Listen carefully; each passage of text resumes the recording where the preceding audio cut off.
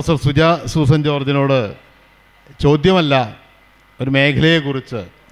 നമ്മുടെ കുടുംബഘടനയിലെ നിലനിൽക്കുന്ന അധികാര രൂപങ്ങൾ, ലിംഗപരമായിട്ടുള്ള ലിംഗസമത്വം, അപ്പോൾ അതൊക്കെ ആയിട്ട് ബന്ധപ്പെട്ട് ഇപ്പോഴും അത് ചർച്ച ചെയ്യേണ്ട, എത്ര ചർച്ച ചെയ്താലും നമ്മളിപ്പോൾ ചർച്ച ചെയ്ത് ഒരുപാട് തരത്തിൽ തീർച്ചയായിട്ടും സ്ത്രീകൾ ഇടപെടുന്നുണ്ട്, ജനാധിപത്യവൽക്കരിക്കപ്പെട്ട ഒരു അന്തരീക്ഷം ഉണ്ട് എന്നൊക്കെ പറയാമെങ്കിൽ പോലും പലപ്പോഴും പ്രാകൃതമായ പല സ്വഭാവങ്ങൾക്കും നമ്മൾ അതൊക്കെ ഇരകളാവുന്നു, നേരിടേണ്ടി വരുന്നു എന്നുള്ളതാണ് വാസ്തവം.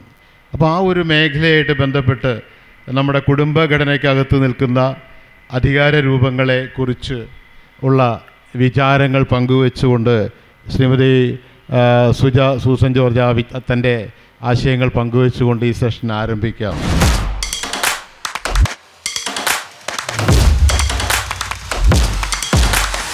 പലപ്പോഴും പ്രാകൃതമായ പല സ്വഭാവങ്ങൾക്കും നമ്മൾ അതൊക്കെ ഇരകളാവുന്നു, നേരിടേണ്ടി വരുന്നു എന്നുള്ളതാണ് വാസ്തവം.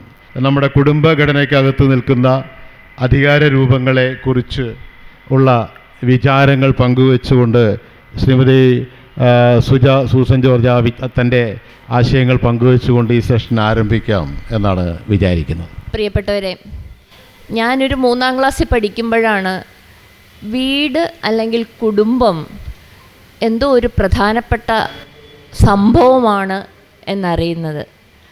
3ാം ക്ലാസ്സിൽ സോഷ്യൽ, അന്ന് പ്രത്യേകിച്ച് പുസ്തകമൊന്നും ഇല്ലെങ്കിലും സോഷ്യൽ സ്റ്റഡീസ് ക്ലാസ് ഉണ്ട്. ആ ക്ലാസ്സിലാണ് കുടുംബം സമൂഹത്തിൻ്റെ അടിസ്ഥാന ഘടകമാണ്, യൂണിറ്റാണ് എന്ന് അധ്യാപിക പറയുന്നത്.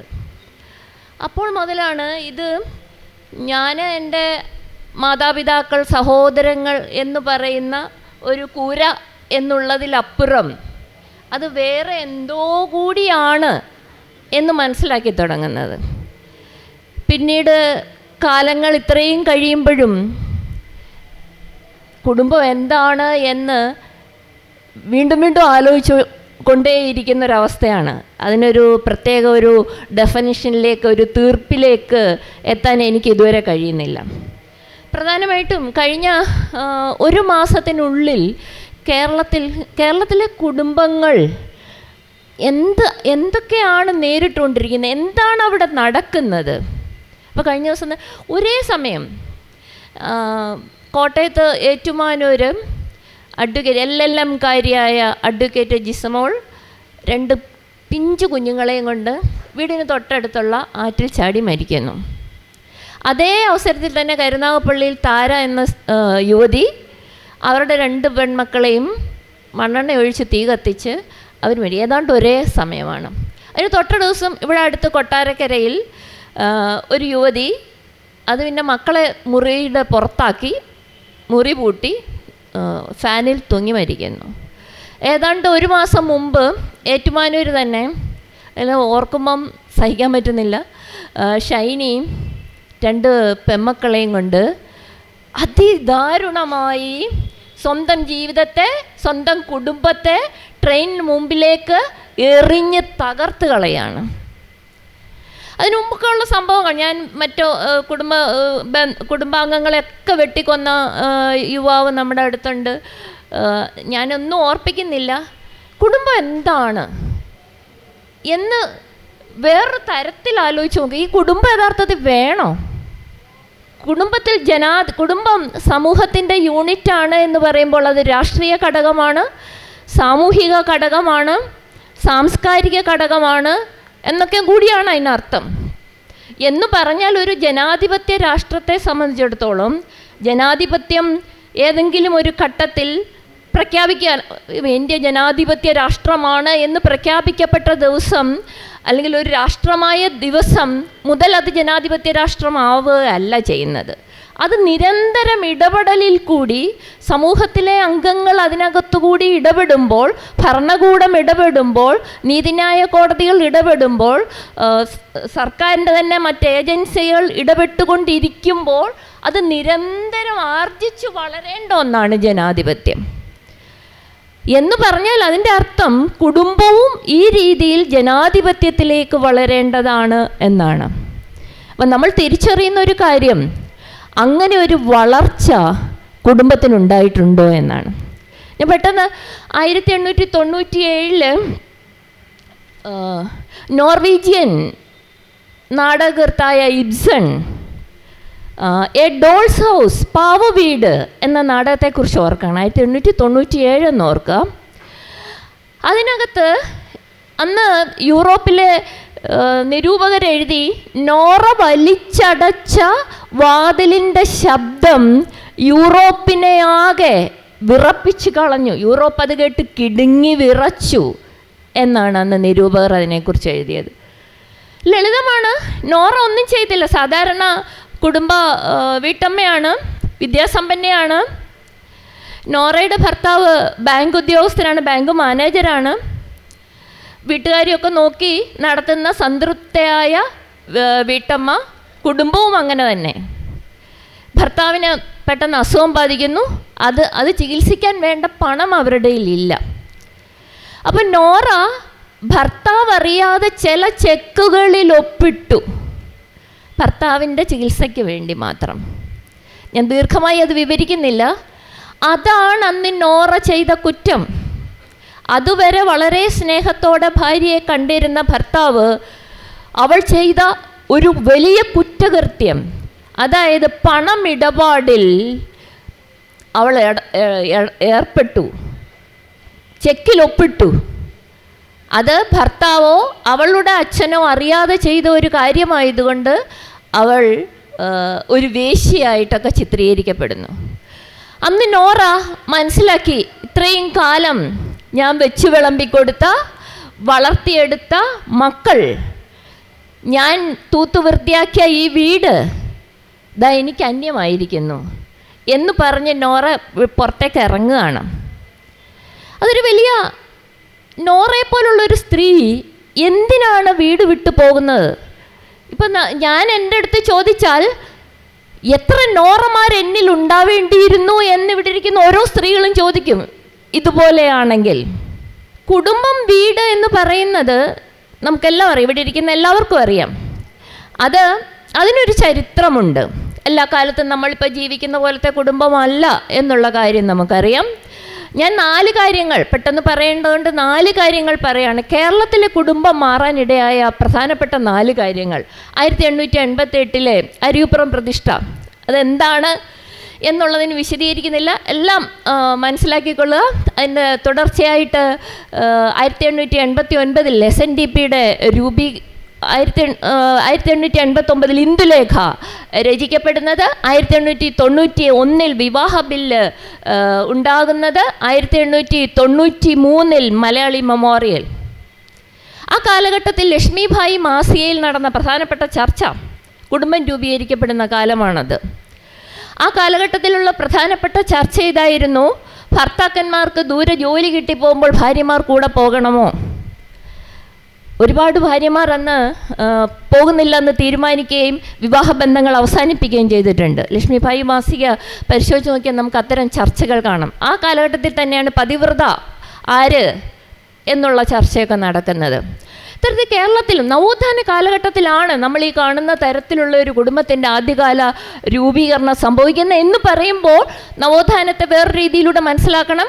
മുതലാളിത്തം ശക്തി പ്രാപിക്കുന്ന ഒരു കാലഘട്ടം കൂടിയാണ്. അപ്പോൾ സിഗ്മണ്ട് ഫ്രോയിഡിൻ്റെ ഒരു വാചകമുണ്ട്, ലോകത്തിൽ ഏറ്റവും അതിജീവിക്കുന്ന ഞാനും ഒക്കെ സാധാരണഗതി വിചാരിക്കുന്ന മുതലാളിത്തമാണ്. എങ്ങനെയായാലും എത്ര ഡിപ്രഷൻ ഉണ്ടായാലും ശരി, മുതലാളിത്തം ഏത് വഴിക്കെങ്കിലും അത് അതിജീവിക്കുന്നതാണ്. ഇപ്പോൾ പോസ്റ്റ് ട്രൂത്ത് കാലം എന്നുള്ള രീതിയിൽ അത് വേറെ രീതിയിൽ അതിജീവിക്കുന്നുണ്ട്. എന്നാൽ അതിനേക്കാളൊക്കെ അതിജീവന ശേഷിയുള്ള ഒന്നാണ് ആൺകോയ്മ. അത് ഈ 2 കാര്യവും, മുതലാളിത്തവും ഈ ആൺകോയ്മ രാഷ്ട്രീയവും ഇതുപോലെ അതിജീവിക്കുന്നതിന് കളമൊരുക്കുന്ന അതിൻ്റെ കളിത്തൊട്ടിലാണ്, അല്ലെങ്കിൽ ആട്ടുതൊട്ടിലാണ് ഈ കുടുംബം. അപ്പോൾ ജനാധിപത്യത്തെക്കുറിച്ച് നമ്മൾ സംസാരിക്കുമ്പോൾ തീർച്ചയായും ഒറ്റ വാചകത്തെ പറഞ്ഞാൽ ഇന്നത്തെ കുടുംബത്തെ ചലഞ്ച് ചെയ്തേ ജനാധിപത്യം മുന്നോട്ട് പോവുള്ളൂ. ഏറ്റവും പെട്ടെന്ന് നമുക്ക് മനസ്സിലാക്കുന്ന ഒരു കാര്യം ഞാൻ പറഞ്ഞു. നമ്മൾ വളരെ സന്തോഷത്തോടെ ഞങ്ങളൊക്കെ കോളറില്ലെങ്കിലും ഉയർത്തി സംസാരിക്കും. നോക്കൂ, കേരളത്തെ നോക്കൂ. കേരളത്തിൽ രാഷ്ട്രീയത്തിൽ പറയുമ്പോൾ സ്ത്രീകളുണ്ടോ ഇല്ലയോ എന്നൊക്കെ ചർച്ച ചെയ്യുമ്പോൾ ത്രിതല പഞ്ചായത്തിൽ നോക്കൂ, നിങ്ങൾ 30% പറഞ്ഞപ്പോൾ ഞങ്ങൾ 50% ആക്കി.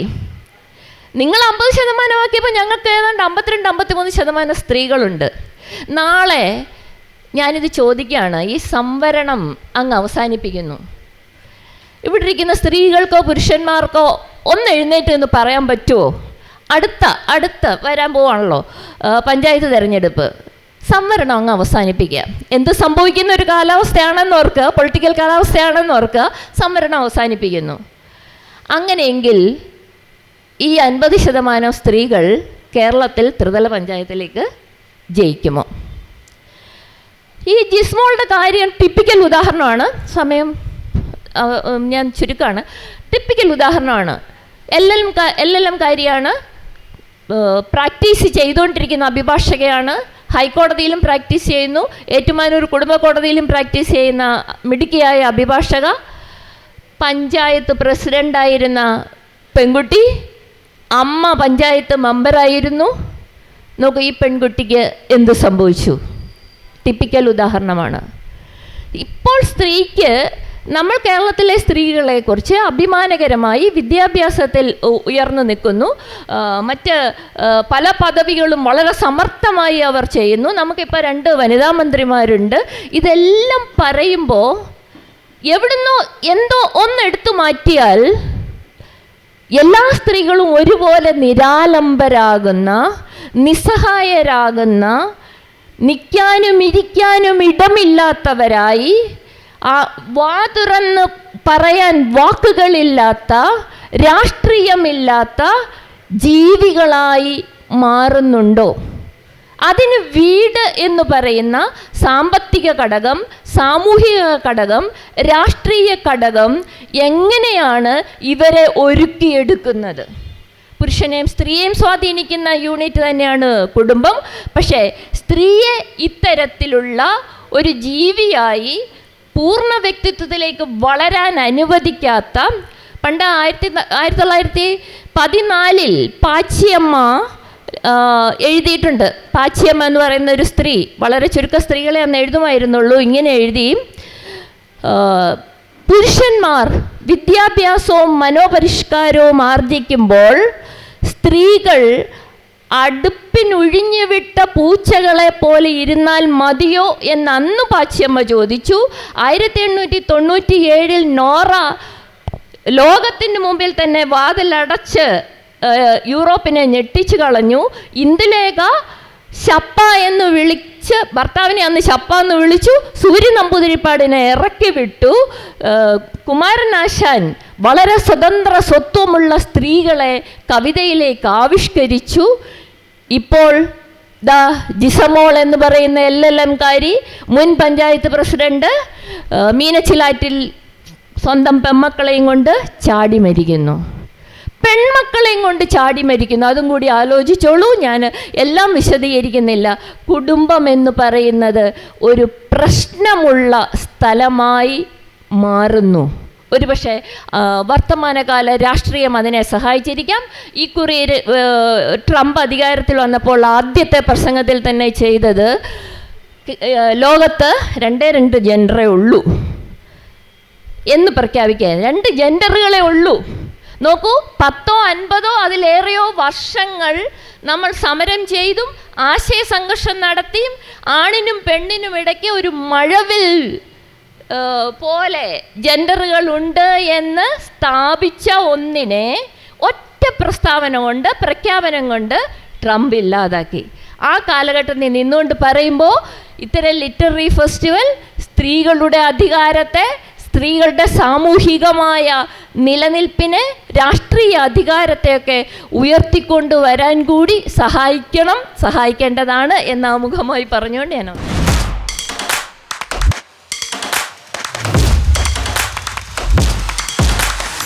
പാർവതി ദേവി, ഈ വിഷയത്തോട് അനുബന്ധമായി തന്നെ നമ്മൾ ഇന്നത്തെ കാലത്ത് ഏറ്റവും അധികം, ഇപ്പോൾ സുജ പറഞ്ഞ പോലെ തന്നെ സജീവമായി നമ്മളിങ്ങനെ നേരിട്ടുകൊണ്ടിരിക്കുന്ന കാര്യങ്ങളാണ് വിശ്വാസം.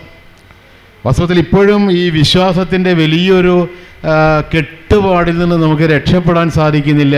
പല കെടുതികളും, പലതരത്തിലുള്ള സ്ത്രീവിരുദ്ധം എന്നല്ല, മനുഷ്യവിരുദ്ധമായിട്ടുള്ള ഒട്ടേറെ കാര്യങ്ങൾ നടക്കുന്നു. അപ്പോൾ അതുകൊണ്ട് ഈ വിഷയത്തെ കുറിച്ച് പാർവതി തൻ്റെ വിചാരങ്ങൾ പങ്കുവയ്ക്കും എന്ന് പ്രതീക്ഷിക്കുന്നു. ഇവിടെ പറഞ്ഞു എങ്ങനെയാണ് നമ്മുടെ കുടുംബങ്ങൾ 21-ാം നൂറ്റാണ്ടാകുമ്പോഴും കുടുംബത്തിൻ്റെ ജനാധിപത്യം ഇല്ലാതാവുകയും ലിംഗനീതിയെക്കുറിച്ച് നമ്മൾ വളരെ ഉറക്കെ സംസാരിക്കുമ്പോഴും സ്ത്രീകൾ ഒരു സമൂഹം എന്നുള്ള നിലയ്ക്ക് പലതരത്തിലുള്ള പ്രശ്നങ്ങൾ, ഒരിക്കലും ഒരു 21-ാം നൂറ്റാണ്ടിൽ നേരിടാൻ പാടില്ലാത്ത പ്രശ്നങ്ങൾ നേരിടുകയും ചെയ്യുന്നു എന്നുള്ളത്. എങ്ങനെയാണ് ഈ ഒരു അവസ്ഥ സൃഷ്ടിക്കപ്പെട്ടത് എന്നുള്ളതാണ് നമ്മൾ നോക്കുമ്പോൾ നമുക്കറിയാം. ഇന്ന് ഇന്ത്യയിലെ സ്ത്രീകളുടെ അവസ്ഥ, ഇന്ത്യൻ സ്ത്രീയെ സംബന്ധിച്ചിടത്തോളം ലോകത്തിൻ്റെ മുന്നിൽ അതിൻ്റെ സ്ഥിതിവിവര കണക്കുകളിലേക്ക് ഞാൻ പോകുന്നില്ല, എന്നാലും ജെൻഡർ ഇൻഡെക്സ് എന്ന് പറയുന്ന ഒരു കണക്കെടുക്കുകയാണെങ്കിൽ 149-ൽ 129-ാമത്തെ സ്ഥാനമാണ് ലിംഗനീതിയുടെ കാര്യത്തിൽ ഇന്ത്യ. മറ്റൊരു കണക്കെടുത്താൽ ലോകത്ത് സ്ത്രീകൾ ജീവിക്കാൻ ഭയപ്പെടുന്ന ഏറ്റവും പ്രധാനപ്പെട്ട 6 രാജ്യങ്ങളിൽ ഒന്നാണ് ഇന്ത്യ. അപ്പോൾ നമ്മുടെ ഇന്ത്യ വളരെയേറെ വികസിക്കുന്നുവെന്നും ഡിജിറ്റൽ ലോകത്തേക്ക് കടക്കുന്നുവെന്നും നമ്മൾ ലോക സമ്പദ്ഘടനയിലും സമ്പദ് രാഷ്ട്രങ്ങളുടെ മുന്നിലുമൊക്കെ തല ഉയർത്തിപ്പിടിച്ച് നിൽക്കുന്നു എന്ന് പറയുമ്പോഴും ഇന്ത്യയിലെ സ്ത്രീകളുടെ അവസ്ഥ എന്ന് പറയുന്നത് വളരെ ദയനീയവും വളരെയേറെ ചിന്തിക്കേണ്ടതുമായൊരു പ്രശ്നമായി അവശേഷിക്കുകയാണ്. ഇത് പറയുമ്പോൾ നമ്മളിവിടെ സൂചിപ്പിച്ചതുപോലെ ഇന്ന് നമ്മുടെ രാജ്യത്ത് നിലനിൽക്കുന്ന ഒരു സാംസ്കാരിക അന്തരീക്ഷത്തെക്കുറിച്ച്, തീർച്ചയായിട്ടും ലിംഗനീതിയെക്കുറിച്ച് പറയുമ്പോൾ നമ്മൾ സാംസ്കാരിക രംഗത്ത് ഉണ്ടാകേണ്ട ഇടപെടലുകൾ ഏറ്റവും പ്രധാനമായി കണക്കാക്കേണ്ടതായി ഉണ്ട് എന്ന് തോന്നുന്നു. കേരളത്തെക്കുറിച്ച് തന്നെ നമ്മൾ പലരും ഇപ്പോൾ ചില ആശങ്കകൾ ഉന്നയിക്കുന്നത് രാഷ്ട്രീയമായി ഇടതുപക്ഷമായിരിക്കുമ്പോഴും സാംസ്കാരികമായി തീവ്ര വലതുപക്ഷത്തിലേക്കും പ്രതിലോമ ചിന്തകളിലേക്കും പ്രതിലോമ സംസ്കാരത്തിലേക്കും കേരളം പോലും കടന്നു പോകുന്നുണ്ടോ എന്ന് പല നിരീക്ഷകരും മുന്നോട്ട് വെക്കാറുണ്ട്. ഇവിടെ നമ്മൾ കാണേണ്ട ഒരു കാര്യം, ഇത് വളരെ ബോധപൂർവം നടക്കുന്ന ഒന്നാണ് എന്നുള്ളതാണ്. അപ്പോൾ നമ്മൾ ആഗോളവൽക്കരണത്തെക്കുറിച്ചുമൊക്കെ സംസാരിക്കുന്നു. അതിനുശേഷം ഇന്ത്യയിലേക്ക് വരുമ്പോൾ വളരെ വ്യക്തമായും നവഫാസിസ്റ്റ് പ്രവണതകളിലൂടെ സ്വേച്ഛാധിപത്യപരമായ മതാത്മകത, അപ്പോൾ ആഗോളവൽക്കരണത്തിൻ്റെ ഒപ്പം വളർന്നു വന്ന ഒരു പ്രവണതയാണ് യഥാർത്ഥത്തിൽ മതാത്മകത. പലപ്പോഴും നമ്മൾ കാണാതെ പോകുന്ന ഒന്നാണ്. ലോകത്തെ പല രാജ്യങ്ങളിലും സംഭവിച്ചിട്ടുണ്ടെങ്കിലും നമുക്കൊക്കെ അറിയാവുന്നതുപോലെ നിരവധി മതങ്ങളും ആയിരക്കണക്കിന് ജാതികളും അതിലേറെ ഉപജാതികളും ഒക്കെയുള്ള ഇന്ത്യക്ക് അത്തരത്തിലുള്ള ഒരു മണ്ണൊരുക്കം നടത്താൻ വളരെ എളുപ്പമായിരുന്നു. അപ്പോൾ ആഗോളവൽക്കരണം എന്ന് പറയുന്നത് ഒരു ആധുനികതയിലേക്ക് പോകുന്ന ഒരു യാത്രയാണ് എന്നും ലോകം മുഴുവനും ഒരു ആഗോള ഗ്രാമമായി മാറുന്നു എന്നും നമുക്കറിയാം. നമ്മുടെ ഏറ്റവും ചെറിയ ഒരു ഗ്രാമത്തിൽ, വയനാട്ടിലെയോ അല്ലെങ്കിൽ ഇടുക്കിയിലെ ഒരു ഗ്രാമത്തിൽ പോലും നമ്മൾ പോയി ഒരു ഫോൺ മേടിച്ചാൽ അത് മെയ്ഡ് ഇൻ ചൈനയായിരിക്കും. ആ തരത്തിൽ ആഗോളവൽക്കരണം നമ്മുടെ ലോകത്തെ, നമ്മുടെ സാമൂഹ്യ അവസ്ഥയെ, സാമ്പത്തിക അവസ്ഥയെ ബാധിച്ചിട്ടുണ്ട്.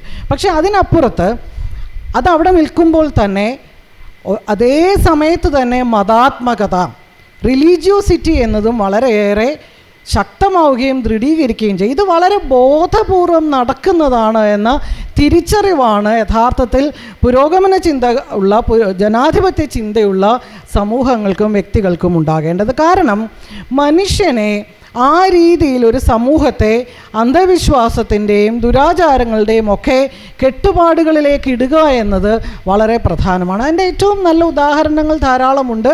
ഇന്ന് ഇന്ത്യയിൽ 58 കോടി ബില്യൺ ഡോളറിൻ്റെ ആത്മീയ വ്യവസായമാണ് ഒരു വർഷം നടക്കുന്നത് എന്ന് പറഞ്ഞാൽ ആ സംഖ്യയ്ക്ക് ഏതാണ്ട് 14 അക്കങ്ങളുണ്ട്. അത് വായിക്കാൻ കഴിയില്ല, അത്രയേറെയുണ്ട്. ഏതാണ്ട് 5800 കോടി രൂപയുടെ ആത്മീയ വ്യവസായമാണ് ഇന്ത്യയിൽ നടക്കുന്നത്.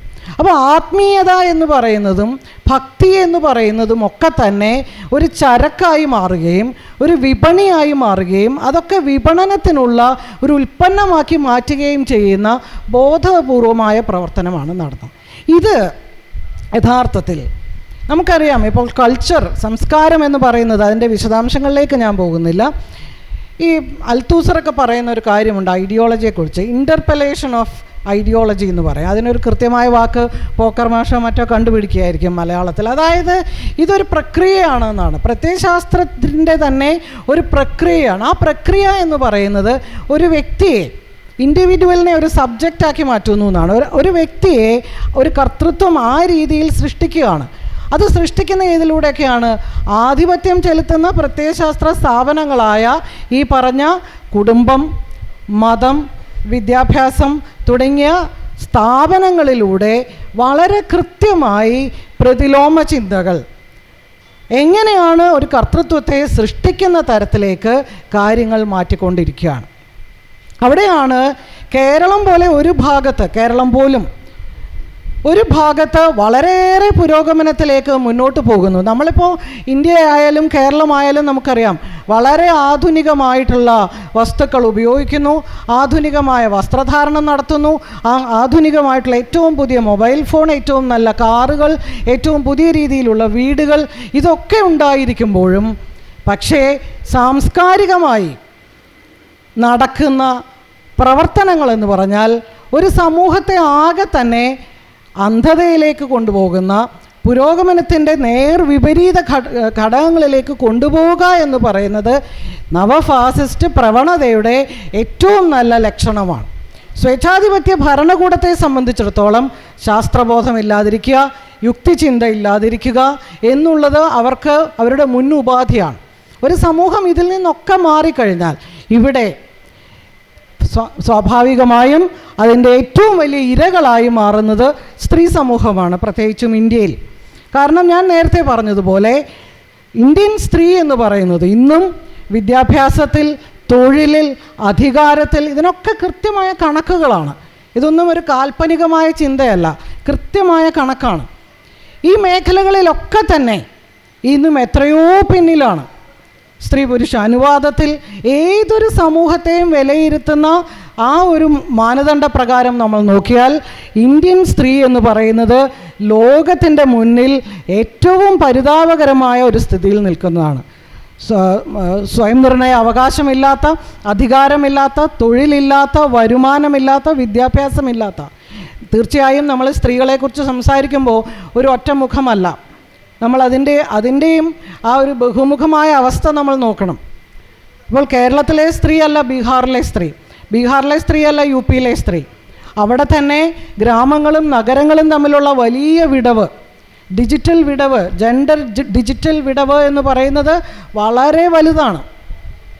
വിദ്യാഭ്യാസത്തിൻ്റെ കാര്യത്തിൽ നമ്മൾ നോക്കിയാൽ ഭൂപ്രദേശങ്ങളുടെ വ്യത്യാസമുണ്ട്, ജാതീയമായ വ്യത്യാസമുണ്ട്, മതപരമായ വ്യത്യാസമുണ്ട്. അപ്പോൾ ഇന്നത്തെ ഇന്ത്യൻ സാഹചര്യം നമുക്കൊക്കെ അറിയാവുന്നതുപോലെ മതാത്മകതയുടെയും ജാതീയ ചിന്തകളുടെയും ജാതീയതയൊക്കെ പുതിയ രൂപങ്ങളിൽ കടന്നു വരുമ്പോൾ, അപ്പോൾ സംസ്കാരത്തിൻ്റെ തന്നെ പുതിയ രൂപങ്ങളായി നമ്മൾ കണക്കാക്കുന്ന പലതും ഇവിടെ അജയൻ സൂചിപ്പിച്ച ഭക്തി വ്യവസായം, ആത്മീയ വ്യവസായം.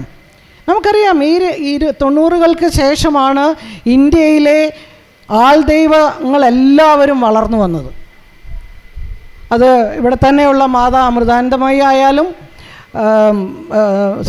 ബാബ രാംദേവ് ആയാലും, ആശാറാം ബാപ്പു ആയാലും, നിങ്ങൾ ഓരോരുത്തരുടെയും എടുത്തു നോക്കൂ, ശ്രീ രവിശങ്കർ ആയാലും, ഇവരൊക്കെ ആരാണ്? നമുക്കറിയാം ഇന്ത്യക്ക് വലിയൊരു ഋഷി പാരമ്പര്യമുണ്ട്, വളരെ ശക്തമായൊരു ഋഷി പാരമ്പര്യമുണ്ട്.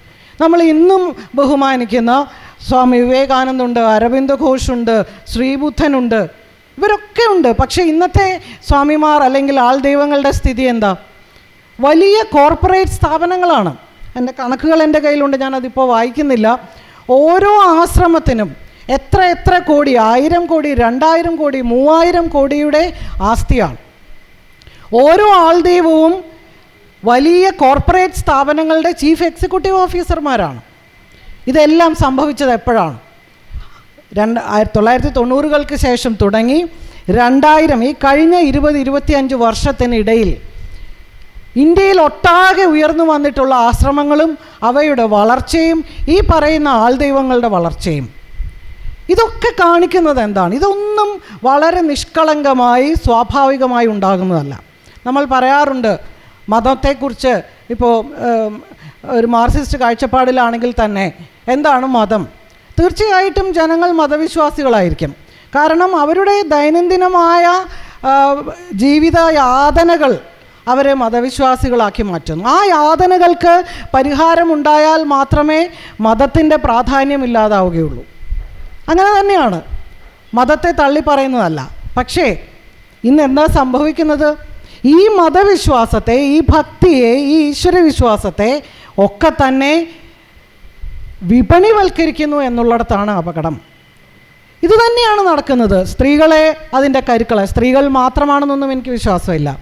എനിക്കൊക്കെ ഓർമ്മയുണ്ട്, എൻ്റെ കുട്ടിക്കാലത്തൊന്നും അമ്പലങ്ങളിലേക്ക് പുരുഷന്മാർ പോകുന്നതും വളരെ കുറവായിരുന്നു. അതെന്തോ സ്ത്രീകളുടെ ഒരു കാര്യമാണ്. മക്കൾക്ക് പിറന്നാളാണെങ്കിൽ പോവുക, വഴിപാട് കഴിക്കുക. പക്ഷേ ഇന്നെന്താ സ്ഥിതി? ഇന്ന് ആറ്റുകാൽ പൊങ്കാലയ്ക്ക് പുരുഷന്മാരുടെ നീണ്ട നിരയാണ്. ആ ആറ്റുകാൽ ദേവിയെ ഒരു ഫെമിനിസ്റ്റ് ദേവിയായിട്ടാണ്. അവിടെ പുരുഷന്മാരെ പണ്ടൊന്നും പോകാറില്ല. സ്ത്രീകൾ തന്നെ അതിനൊരു വർഗ സ്വഭാവമുണ്ട് ഈ ആറ്റുകാൽ ക്ഷേത്രത്തിന്. ഞാനൊക്കെ ഒരു 50 വർഷത്തേക്കും 55 വർഷമായി തിരുവനന്തപുരത്ത് താമസിക്കുന്നു. ഞങ്ങളൊക്കെ വരുന്ന കാലത്ത് അവിടെ ഈ ഒരു മധ്യവർഗത്തിൽപ്പെട്ടതോ മധ്യവർഗത്തിന് മുകളിലുള്ളവരോ ഒന്നും ഈ ആറ്റുകാൽ ക്ഷേത്രത്തിൽ പോവില്ല. അവിടെ ഇപ്പോഴും ആശാരിമാർക്ക്, ഈഴവർക്ക്, കൽപ്പണിക്കാർക്ക് ഒക്കെ അവകാശങ്ങളുണ്ട്. അതൊരു പിന്നോക്ക വിഭാഗക്കാരുടെ അമ്പലമായിരുന്നു. വർഗപരമായിട്ടും ജാതിപരമായിട്ടും ഉള്ള ഒരു സ്വഭാവം ആ അമ്പലത്തിനുണ്ടായിരുന്നു. കഴിഞ്ഞ ഏതാനും ഒരു 10-30 വർഷത്തിൻ്റെ ഇടയിൽ അതിന് ചുറ്റുമുണ്ടായിരുന്ന കുറേ നായർ കുടുംബങ്ങൾ ആ ട്രസ്റ്റ് ഏറ്റെടുക്കുകയും അതിൻ്റെ സ്വഭാവമാകെ മാറ്റി തീർക്കുകയും ചെയ്യുക ചെയ്തത്. ഞാൻ പറഞ്ഞു എന്നുള്ളതേ ഉള്ളൂ. ഇങ്ങനെ നമ്മൾ മുമ്പ് പറയാറുണ്ട്, ദ്രാവിഡ ക്ഷേത്രങ്ങളും മറ്റും ദളിത് ക്ഷേത്രങ്ങളുമൊക്കെ എങ്ങനെയാണ് ബ്രാഹ്മണവൽക്കരിച്ചതെന്ന്. അതുപോലെ തന്നെയാണ് ഇപ്പോൾ. നിങ്ങൾക്കറിയാമോ, ഞാനിപ്പോൾ ഈ വിഷയം കിട്ടുന്നിടത്തൊക്കെ പറയാറുണ്ട്, തിരുവനന്തപുരത്ത് ആ നിയമസഭയുടെ ചേർന്ന് ഒരു ഹനുമാൻ ക്ഷേത്രമുണ്ട്. അവിടെ പൊങ്കാലയുണ്ട്. ഒരു ആചാരപ്രകാരവും ഹനുമാൻ ക്ഷേത്രത്തിൽ പൊങ്കാല പാടില്ല. അത് ദേവീ ക്ഷേത്രത്തിൽ ആചാരങ്ങൾ മാറ്റാം, ഒരു സംശയമില്ല. നമ്മളൊക്കെ ആചാരങ്ങൾ മാറ്റാൻ നിൽക്കുന്നവർ തന്നെയാണ്. പക്ഷെ അതവർ സമ്മതിച്ചാൽ മതി, അത് മാറ്റുന്നവർ. അപ്പോൾ സംഭവിക്കുന്നത് എന്താ?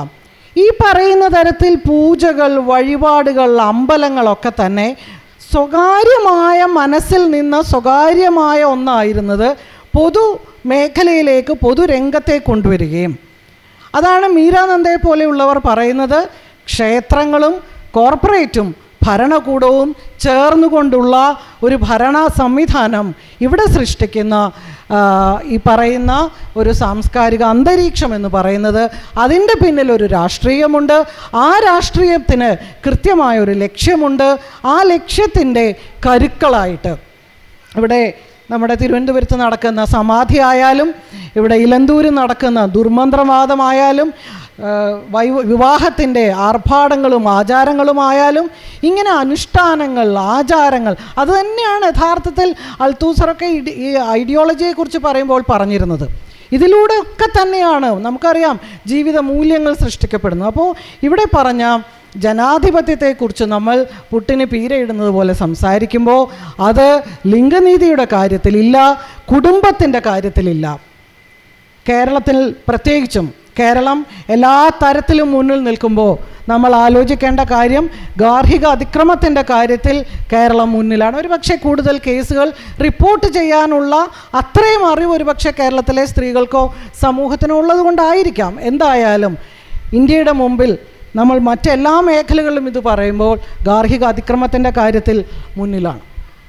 അപ്പോൾ ഇവിടെ തീർച്ചയായിട്ടും നമ്മൾ സാംസ്കാരിക മേഖലയിൽ നടക്കേണ്ട ഇടപെടലുകളെക്കുറിച്ചും പ്രതിരോധത്തെക്കുറിച്ചും വളരെ ഗൗരവമായി ചിന്തിക്കുകയും ആ രീതിയിലുള്ള പ്രവർത്തനങ്ങൾക്ക് വളരെ കൃത്യമായ ഒരു പ്ലാൻ ഉണ്ടാക്കി, ഒരു പദ്ധതി ഉണ്ടാക്കി തന്നെ മുന്നോട്ട് പോകേണ്ടതായിട്ടുണ്ട്. അല്ലെങ്കിൽ നമ്മൾ ഇന്ത്യയിലെ ഒരു പച്ചത്തുരുത്ത് അല്ലെങ്കിൽ ഒരു ചുമന്ന തുരുത്താണ് നമ്മുടെ കേരളം എന്നുള്ള അവകാശവാദം നമ്മുടെ കയ്യിൽ നിൽക്കുമ്പോൾ തന്നെ മറുഭാഗത്ത് ഈ പറയുന്ന കാവ്യവൽക്കരണവും പ്രതിലോമ സംസ്കാരത്തിൻ്റേതായ ഇടപെടലുകളും വർദ്ധിച്ചു വരുന്നത് വളരെ ആശങ്കയോടുകൂടിയും ജാഗ്രതയോടുകൂടിയും കാണേണ്ടതുണ്ട്. ലിംഗനീതിയെക്കുറിച്ച് സംസാരിക്കുമ്പോൾ ഏറ്റവും പ്രധാനമായി നമ്മൾ ഊന്നേണ്ട ഒരു മേഖലയാണിത് എന്ന് മാത്രം പറഞ്ഞുകൊണ്ട് ആമുഖമായി സംസാരിച്ചുകൊണ്ട് ഞാൻ അവസാനിപ്പിക്കും.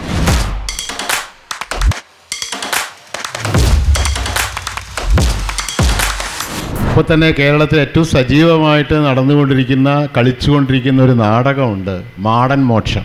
ഈ വർഷത്തെ സംഗീത നാടക അക്കാദമി ഏറ്റവും നല്ല നാടകത്തിനുള്ള അവാർഡ് കിട്ടി. ആ നാടകം ചർച്ച ചെയ്യുന്നത്, മുന്നോട്ട് വയ്ക്കുന്ന ഇതാണ്: നമ്മുടെ നാട്ടു ദൈവങ്ങളൊക്കെ സവർണവൽക്കരിക്കപ്പെടുകയാണ്. അങ്ങനെ മാടന് മോക്ഷമല്ല. എൻ്റെ ഒരു സുഹൃത്ത് എഴുതിയ ഒരു കുറിപ്പുണ്ട്. ആ കുറിപ്പിനകത്ത് പറയുന്നത് മാടൻ മോക്ഷമല്ല, മാടൻ ശിക്ഷയാണ്. എല്ലാ മാടൻ ദൈവങ്ങളെയും സവർണവൽക്കരിക്കുന്ന ഒരവസ്ഥ. നമ്മുടെ ജീവിതത്തിൽ ഇത്തരം സവർണവൽക്കരണത്തിൻ്റെ ഒരു വലിയ ആപത്തിനെ കുറിച്ചാണ് ഇപ്പോൾ പാർവതി സൂചിപ്പിച്ചത്. ഏതായാലും സാഹിത്യമണ്ഡലത്തിലെ ഈ സ്ത്രീ ഇടപെടലുകളെക്കുറിച്ചും സ്ത്രീ നേരിടുന്ന ഇത്തരം നേരത്തെ പറഞ്ഞ വിഷയങ്ങളോട് ബന്ധപ്പെട്ടുകൊണ്ടുള്ള കാര്യങ്ങളെക്കുറിച്ച് ബിന്ദു സംസാരിച്ചാൽ നന്നായിരിക്കും. വളരെ നല്ല 2 ടോക്കുകൾക്ക് ശേഷമാണ് ഈ അജയകുമാർ മാഷിൻ്റെ വിഷയം വേറൊരു രീതിയിലേക്ക് വരുന്നത്. കോലടിക്കു കുരങ്ങു പോലെ, നൂലറ്റത്തു പാവ പോലെ, ആടിനെ നീ ആടിച്ച പോലെ, ചൊല്ലിനെ നീ ചൊന്ന പോലെ, ചൊല്ലിച്ച പോലെ. ഇത് 12ാം നൂറ്റാണ്ടിലെ ഒരു സ്ത്രീ എഴുതിയ കവിതയിലെ വരികളാണ്. കോലറ്റത്ത് അറിയാലോ, കോലടിക്ക് കുരങ്ങു പോലെ, നൂലറ്റത്ത് പാവ പോലെ, ആടിനെ നീ ആടിച്ച പോലെ, ചൊല്ലിനെ നീ ചൊന്ന പോലെ. അത് വചന സോപാനത്തിൽ അക്ക മഹാദേവിയുടെ വരികളാണ്.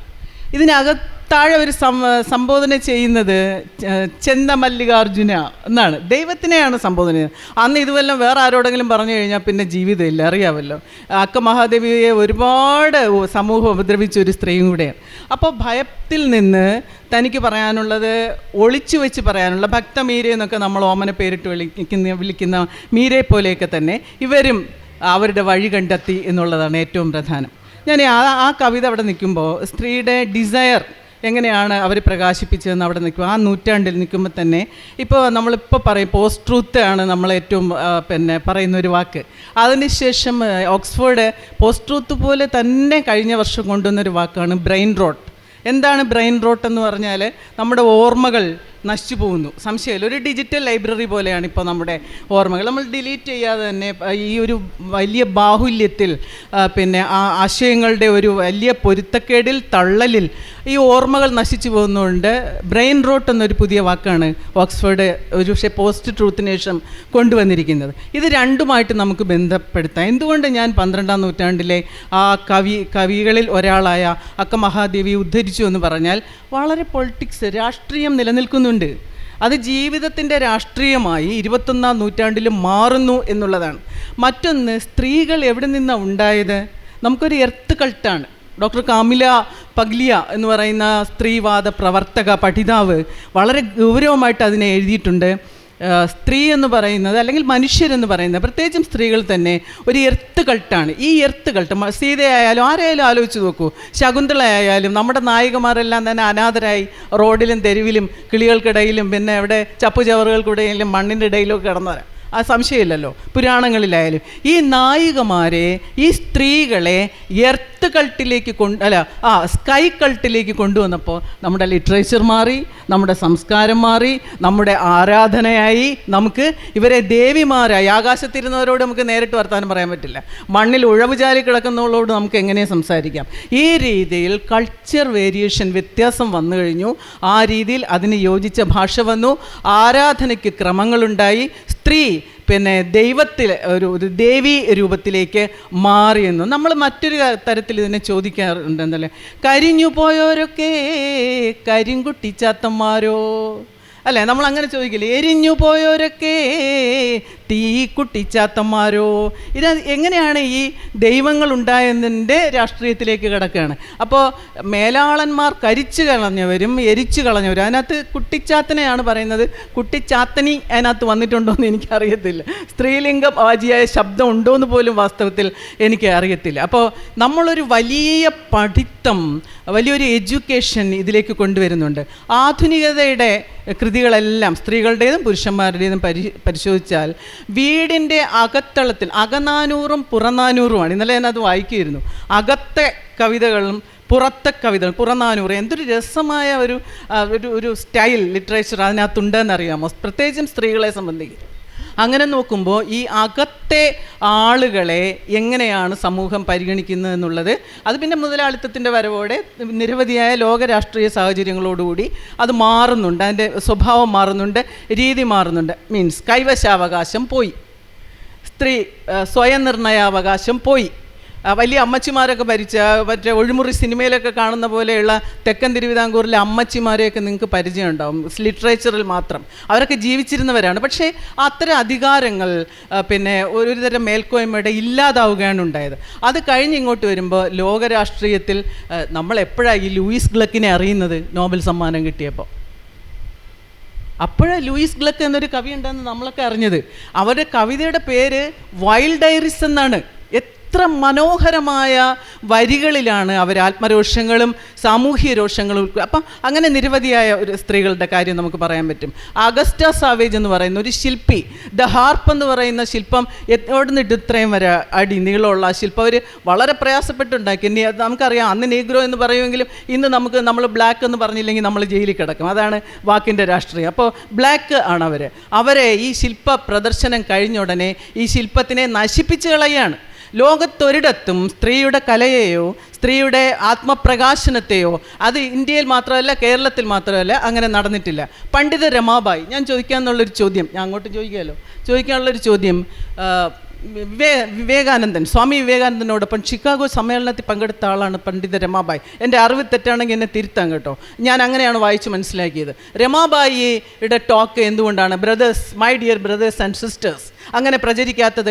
1000 വോൾട്ട് ശരീരത്തിലൂടെ കടത്തിവിട്ടു എന്നൊരു സംഭവം രമാബായിയുടെ പേരിലില്ലല്ലോ. പക്ഷേ പണ്ഡിത രമാബായിയെ ഇന്ത്യൻ ഹിസ്റ്ററി വളരെ മനോഹരമായി അടയാളപ്പെടുത്തിയിട്ടുണ്ട്. ആ പണ്ഡിത രമാബായി റെസ്റ്റ്ലെസ് ഡിസയർ എന്നുള്ള പേരിലാണ് അവരെ അറിയുന്നത്. ആഗ്രഹങ്ങളെക്കുറിച്ച്, വളരെ സ്ത്രീയുടെ ആഗ്രഹങ്ങളെക്കുറിച്ച്. നമ്മൾ ചിലപ്പം കവിതയിലൊക്കെ കൂടെ കുറച്ച് ആനന്ദം പറയും, അല്ല ആദ്യം കുറച്ച് സന്തോഷം പറയും, പിന്നെ കുറച്ച് ആനന്ദം പറയും. എന്താ ഈ പരമാനന്ദം? ഇത് നേരത്തെ പറഞ്ഞ ശ്രീ രവിശങ്കർ വിചാരിച്ച ആർക്കും തരാൻ പറ്റുന്നതല്ല. ഇത് സാഹിത്യത്തിൽ സ്ത്രീയുടെ പരമാനന്ദത്തെക്കുറിച്ച് അഡ്രസ്സ് ചെയ്യാനുള്ള അത് പരിമിതിയായി തന്നെ നിലനിൽക്കുന്നു. ലോകത്തെ എത്ര വിശാലത നമ്മൾ പറഞ്ഞാലും, എത്ര നോബൽ പ്രൈസ് വിന്നേഴ്സിനെ നമ്മൾ അവതരിപ്പിച്ചാലും, അവരുടെ സാഹിത്യത്തിൽ അവരുടേതായ ചില ദുരിതങ്ങളും വാക്കുകളൊക്കെ ഉണ്ടായി വന്നുതരാം. പിന്നെ ഏറ്റവും പ്രധാനപ്പെട്ട ഒന്നാണ് ഈ ഞാൻ നേരത്തെ പറഞ്ഞ എർത്ത് കൾട്ട് പോലെ തന്നെ, സ്കൈ കൾട്ട് പോലെ തന്നെ നമ്മുടെ രൂപവും ഭാവവും മാറിയത്. സ്ത്രീ പുരുഷ് തുലന എന്നുണ്ടായ പുസ്തകം താരാബായി ഷിൻഡെ എഴുതി 1800 സംതിങ്ങില്ല, മറന്നു.